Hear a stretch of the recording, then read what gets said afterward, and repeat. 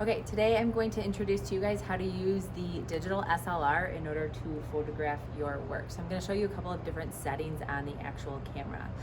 So what you guys are going to want to work with is on the top of the camera on the actual settings dial. There are three different settings that you could work with. The one I'm going to have you work with today is actually M, and that is full manual mode. So that is actually being able to change all three exposure variables. And I'm going to show you what those exposure variables are. So my camera is turned on. I press halfway down on my shutter speed so that this screen pops up that shows me what settings my camera is at right now. So right over here, the 1/40, that is actually my shutter speed. That's how fast your camera opens and closes, okay? In order to change that, there's a dial on the front of the camera right in front of the on and off switch. And when you turn that dial, it actually turns on the screen the numbers. And now if you look at the actual screen, you can see I'm turning that dial and the shutter speed is changing, okay? Now, on the back of my camera, right next to the actual screen and the viewfinder, there's a button that says AV, and there's a plus or minus. When I press that button, it switches over to what looks like f4.5 right now. So that's my second exposure variable. So the 1/100 is the shutter speed. That's how fast the camera opens and closes. The second one is our actual aperture and our f-stop. So the aperture is actually the name of the opening on the camera on the lens. The f-stops are how we measure it, okay? So right now our f-stop is at 4.5. I wanna change that just to show you how to change it. So I'm gonna press AV.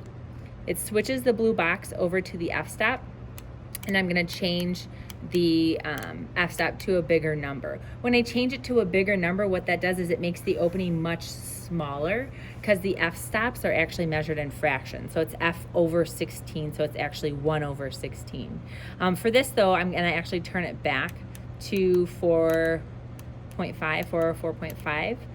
Because when you're shooting two-dimensional work, the f-stop and the depth of field really refers to the distance away from the lens and the distance away from the camera.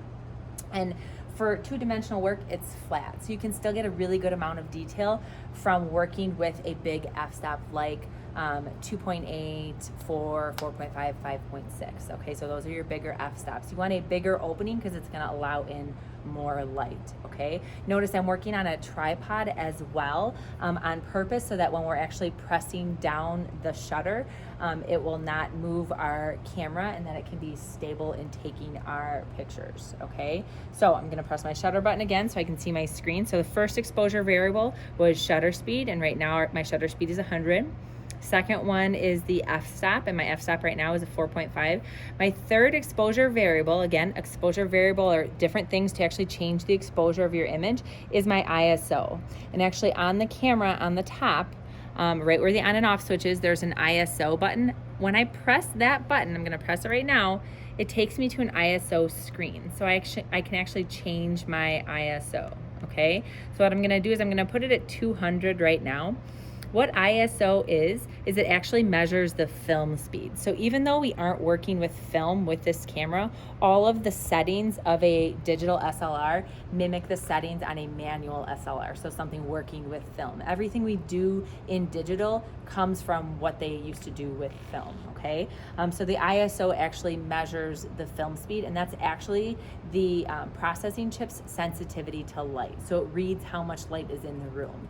An ISO of 200, which is what we have right now, is very, very low because we have a lot of light coming in. As you can see on my face right now, I'm right next to an open window, which is gonna give me good lighting for my images, okay? So I have it at a very low ISO. If you're shooting something in a dark room, if you're taking pictures at night, you might wanna crank up your ISO to 1600, 3200. However, when you crank up your ISO so that it can read the light and be more sensitive to the light, it gives you more grain in your image, so the quality is less, okay? So you kind of have to play with these three exposure variables: your shutter speed, your aperture or your f-stop, which are the same thing. Remember, aperture is the name of the opening, f-stops are how we measure it, and the actual ISO, which is the film speed. So those are the three things that you are changing, okay? So right now what I'm actually gonna do is I'm gonna take a picture of this pink image, okay, that I am photographing. I'm gonna zoom in on the lens. I press halfway down to focus. On the lens as well, there's a button on the side that says AF or MF. The AF stands for autofocus, where you would actually press halfway down to focus your camera. If you have something that you really want to focus on one small element of detail, you would go to MF, and that's manual focus. So that would be you turning the lens on your own and trusting your eye to focus it, okay? But I have it on AF right now, so again, I'm gonna look through, press halfway down, and it focuses. You can hear that beeping noise. And I'm gonna take a picture on ISO of 200, okay? And it actually tells you on the image, shutter speed 100.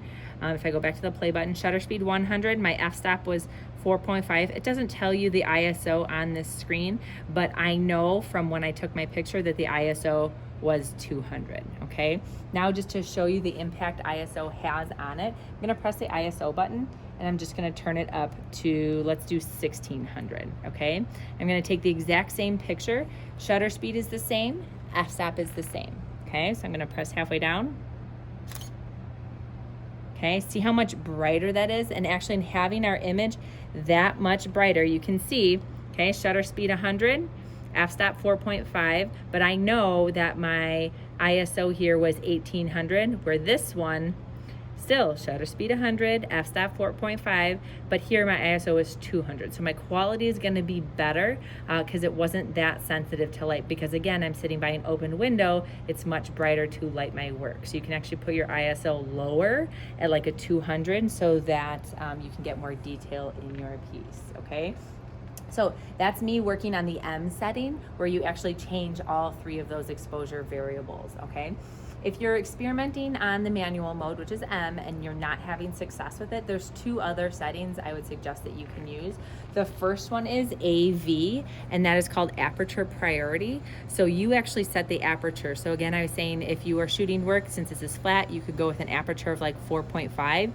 You would actually set the aperture. Okay, so I press halfway down. You can see the blue box is already on the aperture.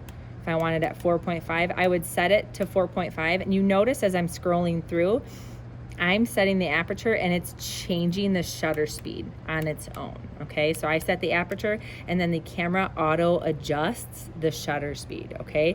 Notice the ISO didn't change though, so I still might not like the final image, which is why I always suggest students to use manual mode once you have had some practice with it, because then you really have full control over all of the settings. But if you'd like to start with AV and you set the aperture first to like a 4 or 4.5, you could even do a 2.8 if you have a lot of lighting, feel free to do so, okay? But again, I could go to ISO over here and make that a little bit lower, like 200, and now you can see that changed my shutter speed as well.